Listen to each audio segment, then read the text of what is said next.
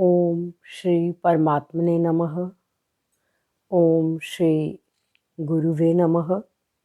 अथ षष्ठोऽध्यायः, श्लोक नंबर 38। ये श्लोक है हमारा। अभी जो क्वेश्चन अर्जुन ने पूछा है उसी के साथ लिंक्ड है। ये श्लोक है कच्चिन्नो भय विभ्रष्टः। भय, भय नहीं बोलना है इसको, भय, भ भी पूरा है और य भी पूरा है। कच्चिन्नो भय विभ्रष्टः छिन्ना भ्रमिव नश्यति। छिन्ना भ्रमिव नश्यति। अप्रतिष्ठो महाबाहो। अप्रतिष्ठो महाबाहो विमूढ़ो ब्रह्मणः पथि। विमूढ़ो ब्रह्मणः पथि। इसमें जो आधे श तक हमारा फर्स्ट पार्ट है, कच्चिन्नो भय विभ्रष्टः वर्ड है। कच्चित, कच्चित त हलंत जब हम इसकी संधि करते हैं, कच्चित क्या। उसके बाद है उभय, दोनों ओर से, विभ्रष्टः भ्रष्ट हुआ। कच्चित प्लस न, कच्चिन्नो वर्ड लिखा हुआ है। कच्चित प्लस न प्लस उभय विभ्रष्टः, जब हम श को हटा देते हैं, विभ्रष्टः दोनों ओर से भ्रष्ट हुआ। छिन्ना भ्रमिव, छिन्न प्लस अभ्रम प्लस इव। अभ्रम का मतलब बादल, इव तरह, छिन्ना छिन्न भिन्न हुआ। छिन्न भिन्न हुए बादल की तरह। नश्यति, न नश्यति, नष्ट तो नहीं हो जाता। तो इसमें कहा है, मैंने तोड़ के एक एक वर्ड को बताया, फिर दोबारा एक बार बोलती हूँ। कच्चिन्नो, कच्चित प्लस न। उसके बाद है भय विभ्रष्टः, ओ है, हम इसको जब संधि करते हैं उभय, उभय विभ्रष्टः दोनों ओर से भ्रष्ट हुआ। छिन्ना भ्रमिव नश्यति, छिन्न प्लस अभ्रम प्लस इव, छिन्न भिन्न हुए, अभ्रम का मतलब बादल, छिन्न भिन्न हुए बादल की तरह। न नश्यति, नष्ट तो नहीं हो जाता। और आगे कहा है अप्रतिष्ठो, पहले एक एक वर्ड का मीनिंग बोल दूं। अप्रतिष्ठो, अप्रतिष्ठो का मतलब है संसार के आश्रय से रहित। हम संसार का आश्रय, कोई सेठ है अपना काम करवाने के लिए 10 बार जाते हैं, 10 बार उसकी चापलूसी करते हैं, लेकिन जो परमात्मा की शरण में हो जाता है उसका योगक्षेम परमात्मा करते हैं, उसे सोचने की जरूरत नहीं होती। लेकिन इसमें कहा है संसार के आश्रय से रहित, उसने सारा सुख आराम, यश अपयश, लाभ हानि, हर चीज को छोड़ दिया है। उसके मन में कोई भाव नहीं है कि किसी से, संसार से कुछ लेने का। अप्रतिष्ठा। और आगे कहा है महाबाहो, यहां भगवान को कहा गया है, अर्जुन भगवान से कह रहा है। और आगे विमूढ़, विचलित हुआ। ब्रह्मणः पथि, ब्राह्मण यहां पर परमात्मा के बारे में कहा गया है, परमात्मा प्राप्ति के मार्ग में विचलित। इसको पूरा हम बोलेंगे, हे भगवान महाबाहो, हे भगवान अप्रतिष्ठः, थर्ड पार्ट का पहला वर्ड अप्रतिष्ठो वर्ड लिखा हुआ। अप्रतिष्ठः संसार के आश्रय से रहित, और उसके बाद फोर्थ पार्ट में ब्रह्मणः पथि, परमात्मा प्राप्ति के मार्ग में विमूढ़ हो, संधि करके विमूढ़ बोलेंगे, विचलित हुआ।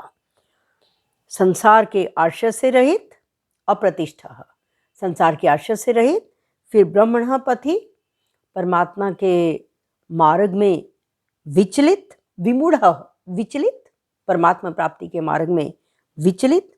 उसके बाद कहा है उभय विभ्रष्ट, दोनों ओर से भ्रष्ट हुआ साधक। ये दोनों ओर कौन है? एक तो संसार से रहित हो गया, परमात्मा की तरफ चलने में विचलित हो गया, न परमात्मा की प्राप्ति कर सका, संसार का आश्रय भी छोड़ दिया। तो तब कहा दोनों ओर से भ्रष्ट हुआ। कच्चित, क्या? छिन्ना भ्रमिव न नश्यति, छीन भिन हुए बादल की तरह नष्ट तो नहीं हो जाता। तो कहा है कि हे भगवान, जो पिछला क्वेश्चन था कि जिसकी परमात्मा की तरफ चला है, श्रद्धा भी है, उसकी रुचि भी है, पर उसके एफर्ट्स नहीं है, फिर वो अंत समय में अगर वो विचलित हो जाता है, योग सिद्धि को प्राप्त ना करके, अर्थात परमात्मा की प्राप्ति नहीं हुई, फिर वो किस गति को जाता है, उसी के साथ का आगे अर्जुन ने कहा है कि कहीं वो संसार के आश्रय से भी रहित हो गया और परमात्मा प्राप्ति के मार्ग में चला, वहाँ विचलित हो गया, तो कहीं वो छिन भिन हुए बादल की तरह नष्ट तो नहीं हो जाता।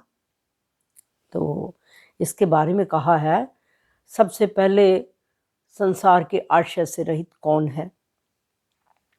जिसने संसार के सुख आराम, आदर सत्कार,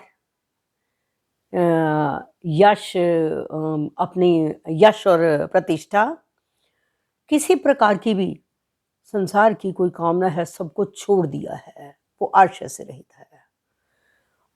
संसार की किसी भी वस्तु को प्राप्त करने का उसका उद्देश्य नहीं है। ऐसा नहीं है कि खाना पीना छोड़ दिया, सब कुछ प्रॉपर ढंग से अपना सब कुछ वो कर रहा है, लेकिन संसार के कोई भी कार्य को करते हुए कामना ममता शक्ति पूरी तरह से छोड़ दी है उसने, ये कहा गया है। उसका उद्देश्य जो है वो परमात्मा प्राप्ति का है। संसार का आश्रय उसने छोड़ दिया और परमात्मा प्राप्ति के मार्ग पर चला, और जीवित अवस्था में ही परमात्मा की प्राप्ति नहीं हुई। अंत समय में वो विचलित हो गया, अंत समय में उसे परमात्मा की याद नहीं आई। आमतौर पर हम देखते हैं, घर में बुजुर्गों को देखते हैं, सारी उम्र इतना भगवान का नाम भी लिया, लास्ट में आके या वो अपने किसी रोग से पीड़ित हो जाते हैं, या हमारी इंद्रियां काम नहीं करती, इस वजह से बस फिर वो बोल देते हैं। बहुत से ऐसे, बहुत से लगे हुए भी होते हैं, बस अब जाप करने को मन नहीं करता।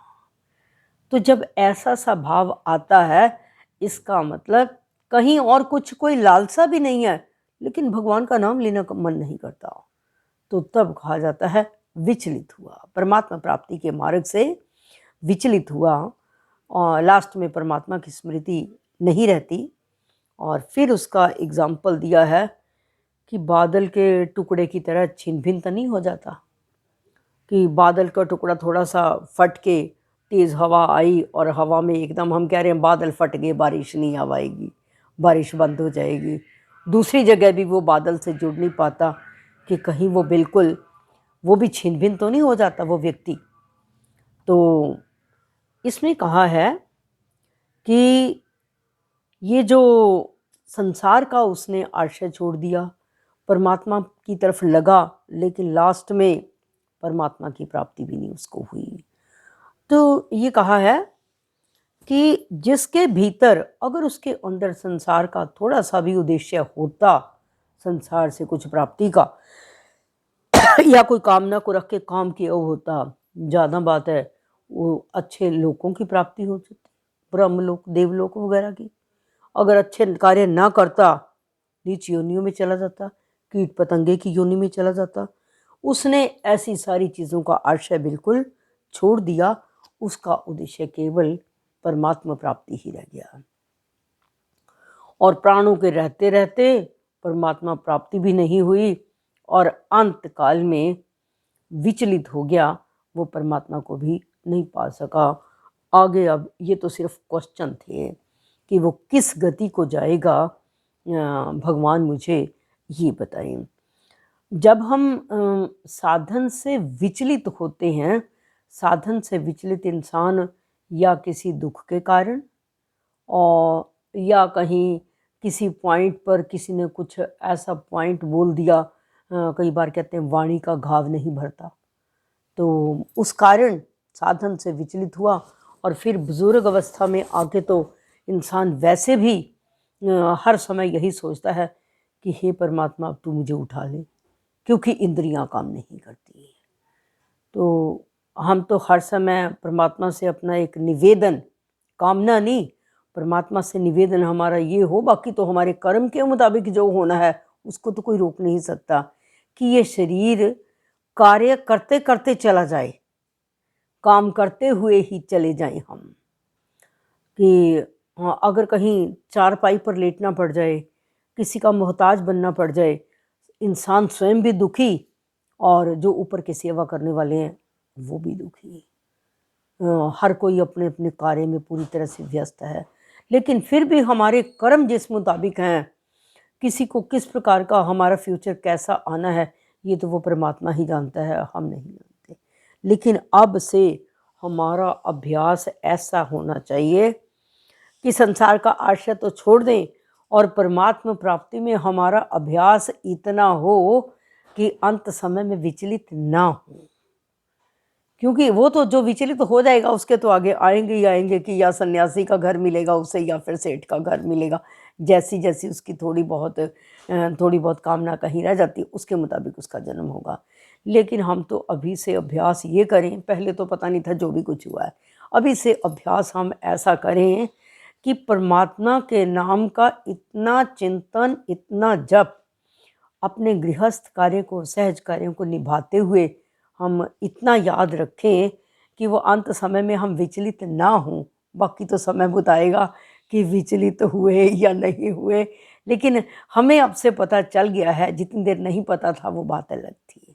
पिछला जन्म हमें नहीं पता था, कुछ तो पुण्य थे ही जो इस परमात्मा की चर्चा का मौका मिला हमें, सामूहिक रूप से संत महात्माओं का सानिध्य मिला, माता पिता से संस्कार मिले, परमात्मा की कृपा, तो पुण्य कर्म तो थे ही, तो हमारे पुण्य कर्म और ज़्यादा बढ़ने ही चाहिए।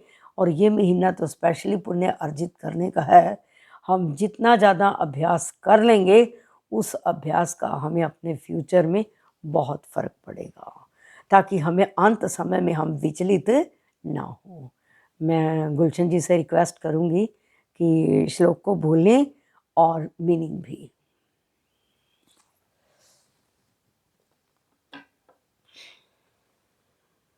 ओम श्री